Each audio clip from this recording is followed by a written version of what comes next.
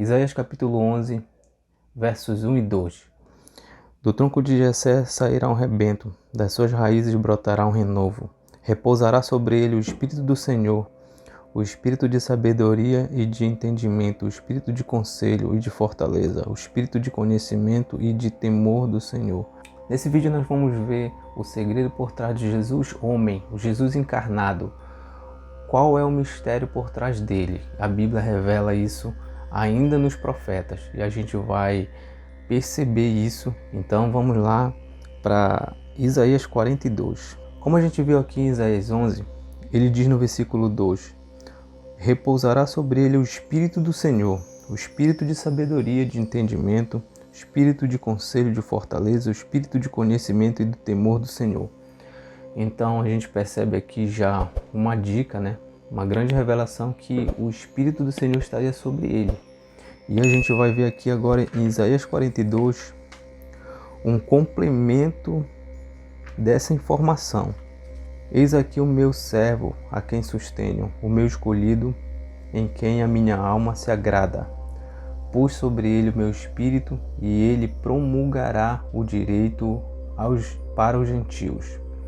Então aqui a gente já vê que, mais uma vez, confirmando a informação lá de Isaías 11, ele diz aqui: pus sobre ele o meu espírito, e ele promulgará o direito para os gentios. Então aqui a gente já percebe que o Espírito de Deus vai estar diretamente envolvido no propósito eterno de Deus, nos planos de Deus, em Jesus encarnado, no caso. Então em Isaías 61 ele vai falar mais um pouquinho da confirmação dessa promessa aqui para quando Jesus viesse a esse mundo encarnado. Então vamos ver aqui, vamos confirmar. Isaías 61, versículo 1. O Espírito do Senhor Deus está sobre mim, porque o Senhor me ungiu para proteger, para pregar as boas novas aos pobres, enviou-me a curar os quebrantados de coração, a proclamar libertação aos cativos e a pôr em liberdade os algemados. Então, aqui mais uma vez ele começa dizendo: o Espírito do Senhor está sobre mim. E esse mesmo texto ele vai falar, o cumprimento dessa profecia vai ser lá em Lucas 4, 18 e 19, que ele vai abrir o livro de Isaías na sinagoga, e vai ler esse trecho e vai dizer que ali se cumpriu essa escritura. Então aqui a gente pega mais um pedacinho do mistério, por trás de Jesus encarnado. Em Mateus 3, versículo 16 e 17, vai nos mostrar mais um pouquinho sobre essa promessa, e aqui no caso Jesus já encarnado. Então em Mateus 3, 16 e 17 diz assim: depois de ser batizado, Jesus logo saiu da água.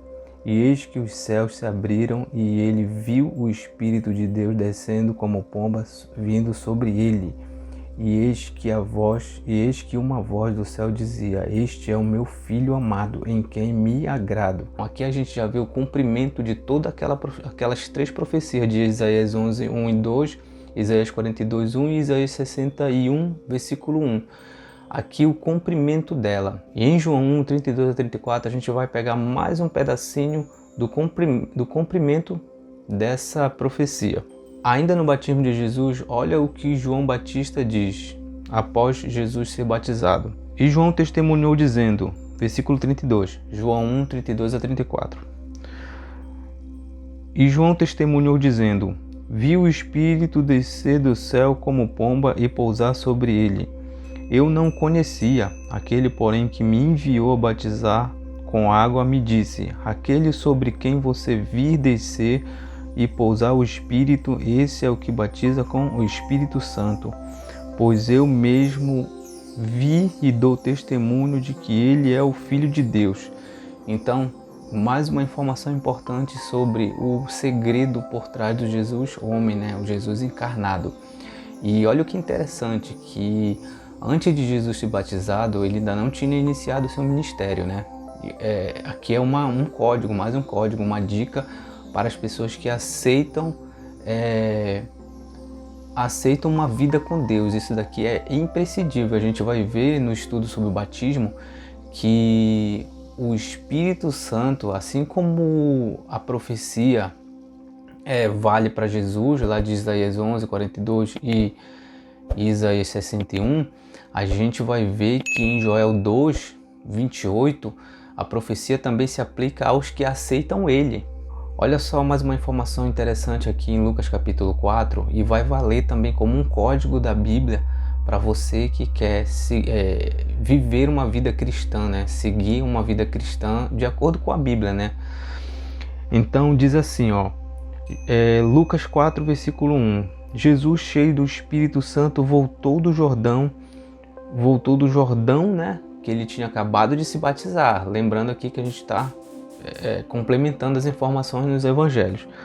Então, cheio do Espírito Santo, ele voltou do Jordão e foi guiado pelo Espírito, pelo mesmo Espírito no deserto. Então, quando ele acabou de se batizar, o Espírito Santo leva ele até o deserto. Então, durante 40 dias ele foi tentado no deserto.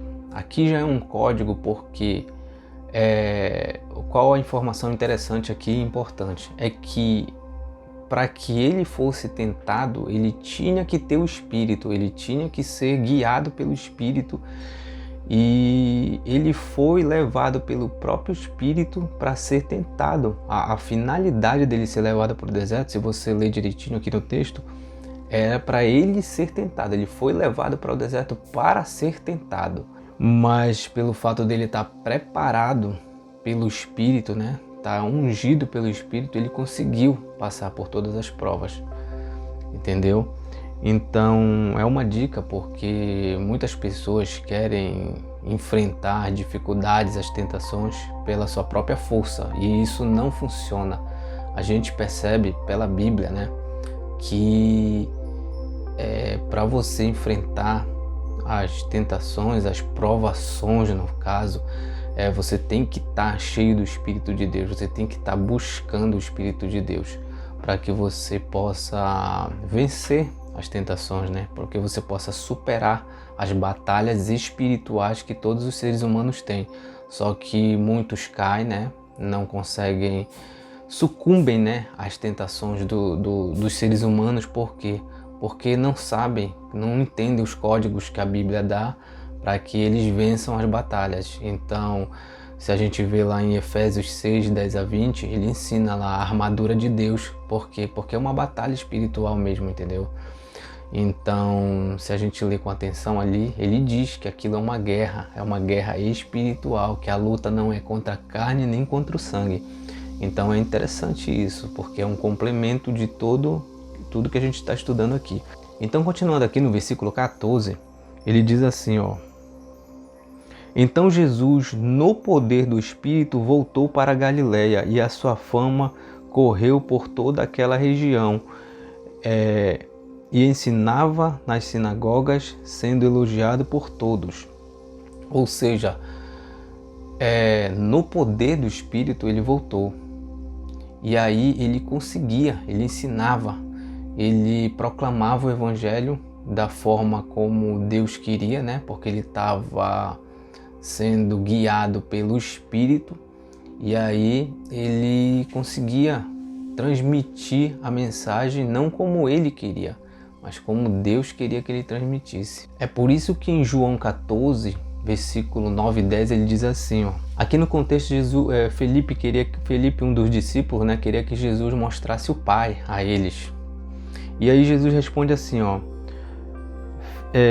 Jesus respondeu: há tanto tempo estou com vocês, Felipe, e você ainda não me conhece? Quem vê a mim, vê o Pai.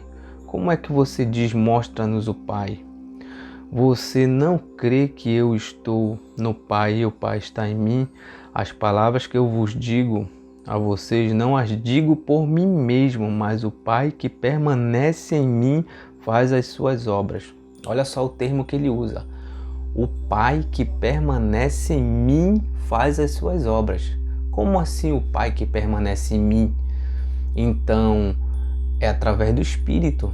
O Pai que permanece em mim é aquele mesmo, é como que um termo intercambiável, porque porque o Pai que permanece em mim é o próprio Espírito, é Deus permanecendo nele. Vê que ele fala que as palavras que ele fala, ele não fala por ele mesmo, mas que o Pai que permanece nele faz as suas obras, entendeu?